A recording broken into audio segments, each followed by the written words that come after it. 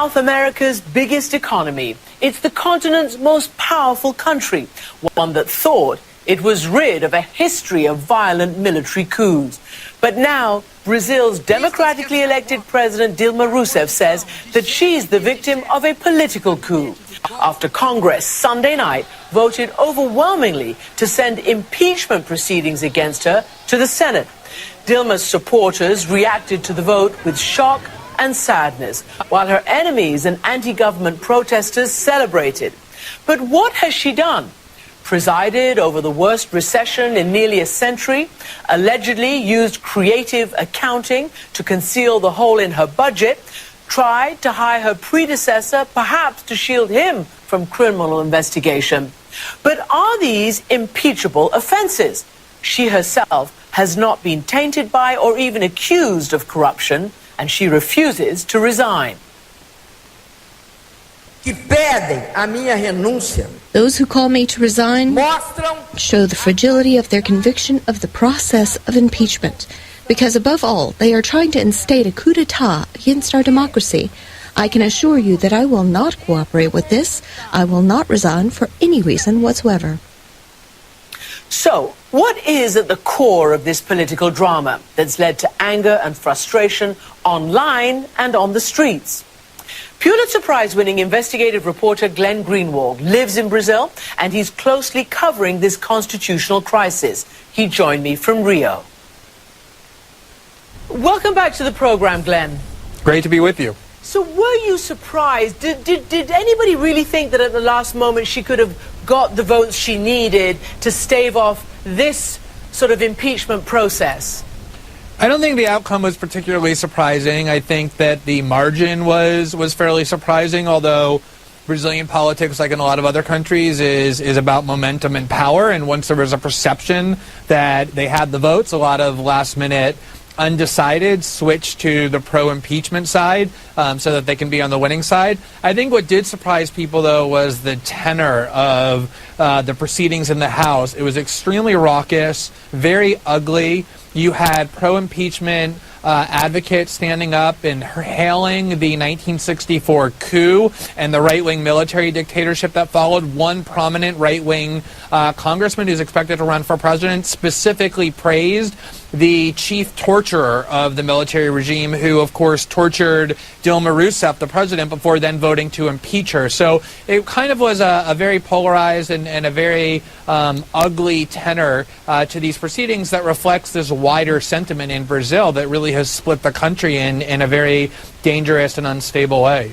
Even the vice president, who may have to step in, is himself accused of all sorts of misconduct and wrongdoing. And I just want to read this to you because it is extraordinary. Of the 594 Congress members, 352 face accusations of criminal wrongdoing, according to multiple reports. And then, of course, there are all sorts of people, including Eduardo Cunha, who's leading the impeachment process, who's accused of perjury and corruption. You've got another one, Maluf, who's on Interpol's red list for conspiracy. You've got another one accused of money laundering. You've got another one, as you just mentioned, you know, who is sort of implicated in all sorts of torture, and others, you know, implicated in human rights violations. Now, Dilma herself has called this a coup. What is going on?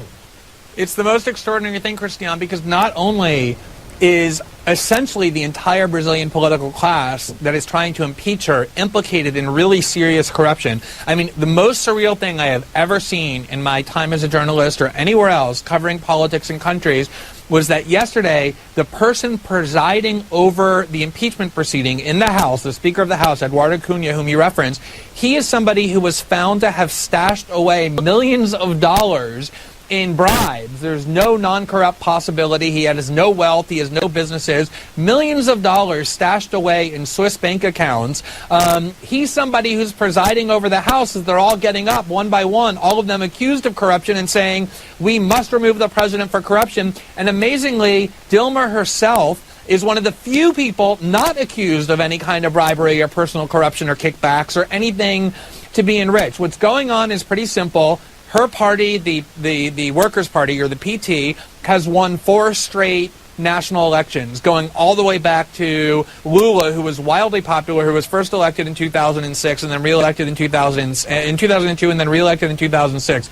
The plutocrats in Brazil, the rich in Brazil, have long hated PT, have not been able to defeat them at the ballot box. And so this is their big chance, with the economy tanking, with this crisis proliferating, with people really upset with the government and the political class. This is their big chance to finally get rid of PT, which they cannot win in an election, and so they're using these anti-democratic means to do it, and it's incredibly blatant what's taking place. Do you think, because even her supporters, certainly abroad, believe that when she tried to hire Lula, her predecessor, as chief of staff, they thought this was a step too far, that she was trying to shield him from any criminal probes and obviously help her in some way?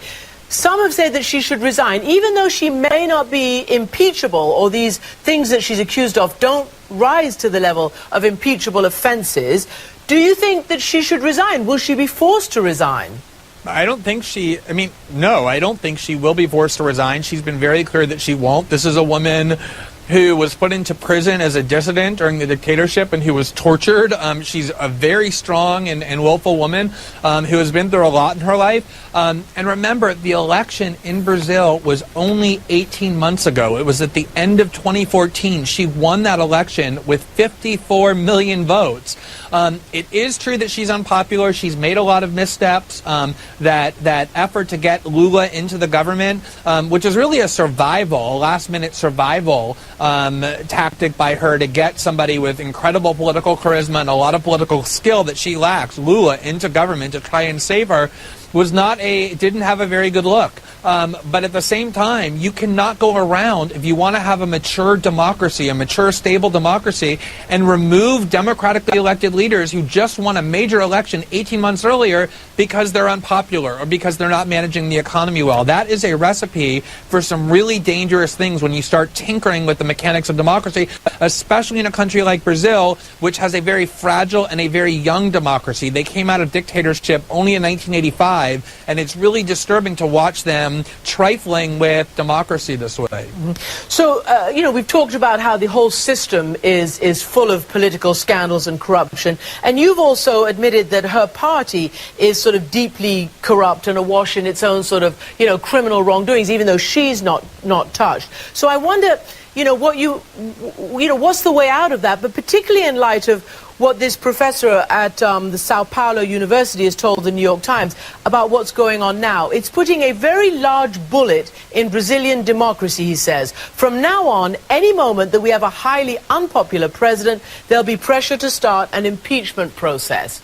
Right. I mean, it's interesting because I interviewed the former president, Lula, last week in Sao Paulo.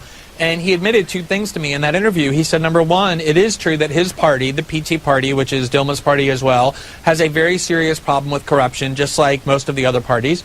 And that number two, there's this major investigation that's called Lava Jato, or car wash in English, in which these really aggressive young prosecutors have asserted judicial independence and have been aggressively putting people in prison, the richest people in Brazil, the most politically powerful people in Brazil.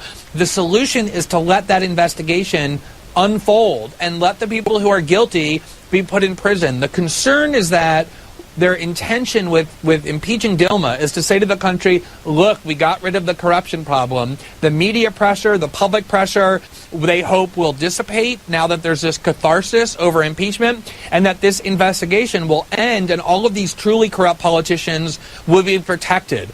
So the solution, to answer your question, is to let this investigation unfold, take everybody who's corrupt in all of the opposition parties and in PT, of which there are many, and subject them to the rule of law and to accountability and put them in prison, as was going to happen prior to the impeachment of Dilma. An incredible story. Glenn Greenwald, thanks for joining us from Rio de Janeiro tonight. Great to be with you. Thanks for having me.